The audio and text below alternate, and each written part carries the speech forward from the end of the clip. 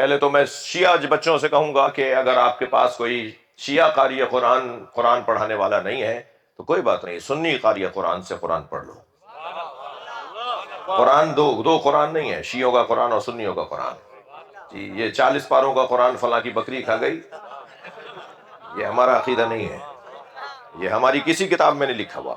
میں ذمہ دار لوگوں میں سے ہوں، بیان کر رہا ہوں، ہماری کسی کتاب میں نہیں لکھا ہوا کہ قرآن 40 پاروں کا تھا اور فلاں کی بکری 10 پارے کھا گئی۔ بکری تمہاری ہے، جواب ہم دیں؟ ہمارا اس بکری سے کیا تعلق جو قرآن کھا جاتی ہے؟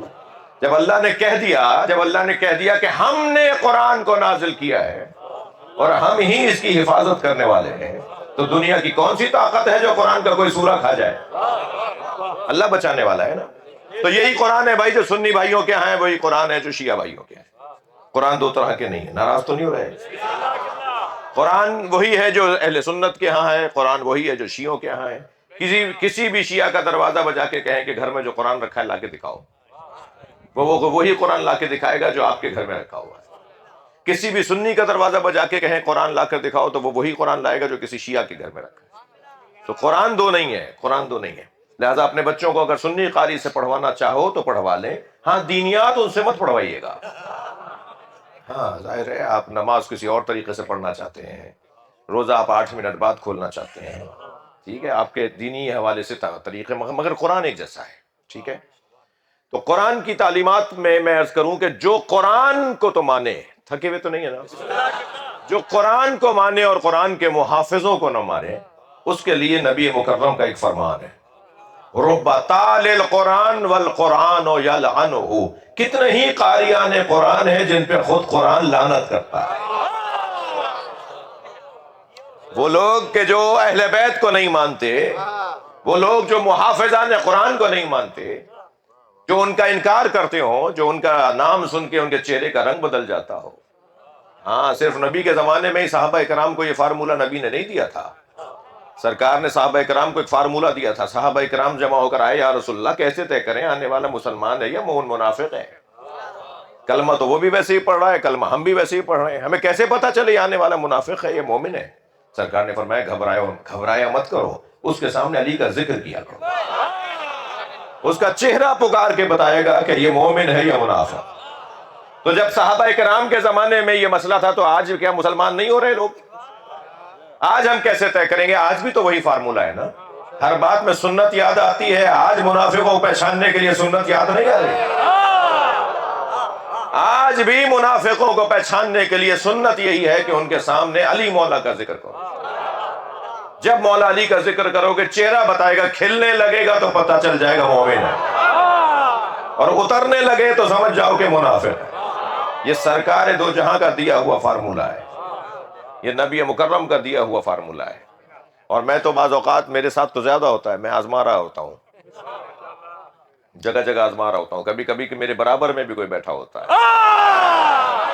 تو پتہ چل رہا ہوتا ہے کہ بھائی یہ کوئی بات نہیں، کم سے کم شناخت تو ہو گئی۔ میں نے آپ کے سامنے جو آیت تلاوت کی ہے وہ قرآن مجید کی، وہ حسین، وہ منفرد، وہ اپنے لب و لہجے کی ایک علیحدہ آیت ہے۔ اللہ ارشاد فرما رہا ہے، ان اللہ اصطفیٰ آدم و نوحا، جان لو اللہ نے چن لیا ہے آدم کو۔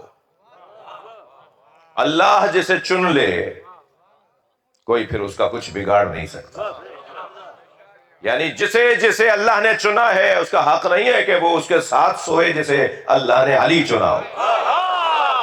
لہذا آدم علیہ السلام کو بھی اللہ نے چنا، نوح علیہ السلام کو بھی اللہ نے چنا۔ حضرت آدم سے لے کر حضرت نوح تک ایک دور گزرا ہے انسانیت کا، اور حضرت نوح کے زمانے میں اتنا طوفان آیا، اتنا بارش اور پانی برسا اور بہا کہ ساری دنیا مر گئی سوائے 80 لوگوں کے۔ لہذا حضرت نوح کو آدم ثانی کہا جاتا ہے۔ دوبارہ سے انسانیت شروع ہوئی ہے، دوبارہ سے مخلوق شروع ہوئی ہے، ایک دو جوڑے باقی رہ گئے تھے جن کے بعد پھر دوبارہ سے نسلیں بننا شروع ہوئیں۔ اس لیے حضرت نوح علیہ السلام کو آدم ثانی کہا جاتا ہے۔ حضرت آدم سے لے کر حضرت نوح تک جسے چنا وہ ہے کہ جس کو اللہ نے کائنات کا منفرد بندہ قرار دیا۔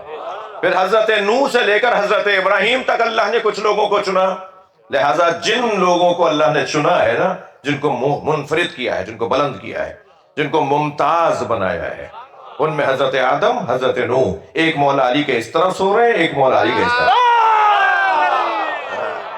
آپ نجف اشرف چلے جائیں، مولا علی کا جو مزار ہے، مولا علی کے مزار میں جو ذریعہ ہے نا، اس میں 3 قبریں ہیں۔ ایک حضرت آدم کی قبر ہے، ایک حضرت نوح کی قبر ہے، اور درمیان میں مولا علی کی ہے۔ سبحان اللہ سبحان اللہ۔ جب میرے مولا حسن جنازہ لے کر گئے نا، مصائب نہیں پڑھ رہا، مولا علی نے فرمایا تھا جنازہ آگے سے خود اٹھے گا، پیچھے سے تم اٹھانا۔ سنی شیعہ نے یہ بات لکھی ہے نا، بلکہ سنی بھائیوں نے زیادہ لکھی ہے یہ بات۔ ہمارے ہاں تو پھر بھی اس کے اوپر بحث اور مباحثہ ہے، لیکن سنی بھائیوں نے تو یہ بات لکھی ہے کہ مولا علی کا جنازہ آگے سے خود اٹھ رہا تھا، پیچھے سے حسنین اٹھا رہے تھے، اور جنازہ جہاں مڑتا تھا وہاں حسنین مڑ جاتے تھے، اور جنازہ ایک مرتبہ مڑتے مڑتے ایک جگہ جھکنے لگا، حسنین نے بھی جنازہ نیچے رکھ دیا۔ مولا علی نے فرمایا جہاں جنازہ رک جائے، جہاں جنازہ بیٹھ جائے، اسی کے بالکل برابر میں تم زمین کو ذرا صاف کرو گے تو ایک تمہیں پتھر نظر آئے گا، اس پتھر کو ہٹاؤ گے تو قبر بنی ہوئی نظر آئے گی۔ ہاں، امام حسن نے جب اس مٹی کو ہٹایا تو پتھر نظر آیا، پتھر کو ہٹایا تو قبر بنی ہوئی تھی، اور اس قبر کے اندر ایک تختی کے اوپر لکھا ہوا تھا یہ آخری نبی کے وصی علی کی قبر ہے جسے آدم نے اپنے ہاتھوں سے بنایا ہے۔ سبحان اللہ سبحان اللہ۔ تو ایک طرف حضرت آدم کی قبر مبارک، اور ایک طرف حضرت نوح کی قبر مبارک، اور درمیان میں مولا علی کی قبر۔ تو نجف اشرف آپ جائیں گے نا تو آدم کو بھی سلام کرتے ہیں، حضرت آدم علیہ السلام کو بھی سلام کرتے ہیں، حضرت نوح علیہ السلام کو بھی، اور مولا علی علیہ السلام کو بھی سلام کرتے ہیں۔ توجہ کر لیا آپ نے؟ اب ذرا دیکھیے، حکمتیں دیکھیے۔ ان اللہ اصطفیٰ آدم، آدم کو چنا ہے، ونوح، اور نوح کو میں نے چن لیا، وآل ابراہیم، اور ہم نے ابراہیم اور ابراہیم کی اولاد کو چن لیا، وآل عمران، اور ہم نے عمران اور آل عمران کو چن لیا۔ یا اللہ، تو نے حضرت آدم کی اولاد کو کیوں نہیں چنا؟ اس لیے کہ بھائی بھائی کا قتل کرے گا۔ اللہ قاتلوں کو نہیں چنتا تو امت کیوں چنتی ہے؟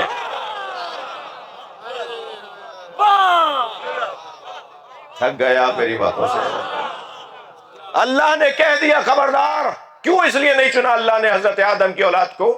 اس لیے کہ قابیل حابیل کا قاتل، حضرت آدم کا ایک بیٹا دوسرے بھائی کا قاتل، حضرت آدم کا ایک بیٹا دوسرے بیٹے کا قاتل۔ جو قاتل ہو وہ رہنما نہیں ہوتا، جو قاتل ہو وہ آئیڈیل نہیں ہوتا، جو قاتل ہو وہ پیشوا نہیں ہوتا، وہ چنا ہوا نہیں ہے۔ بھائی اللہ چنتا کسے؟ میں یہاں عقیدہ امامت کا ایک جملہ ضرور کہنا چاہوں گا، بسم اللہ کی اور وہ جملہ یہ ہے کہ اللہ جسے امام بناتا ہے، یاد رہے اللہ امام اسے بناتا ہے جو مظلوم ہوتا ہے اور جو معصوم ہوتا ہے۔ اللہ 2 لوگوں کا امام بناتا ہے، یعنی ایک امام اسے بناتا ہے جس میں یہ 2 صفتیں ہوں۔ وَنُرِيدُ أَن نَّمُنَّ عَلَى الَّذِينَ اسْتُضْعِفُوا فِي الْأَرْضِ وَنَجْعَلَهُمُ الْأَئِمَّةَ وَنَجْعَلَهُمُ الْوَارِثِينَ۔ جنہیں مظلوم کر دیا جائے گا زمین پر، ہم انہیں امام بنائیں گے۔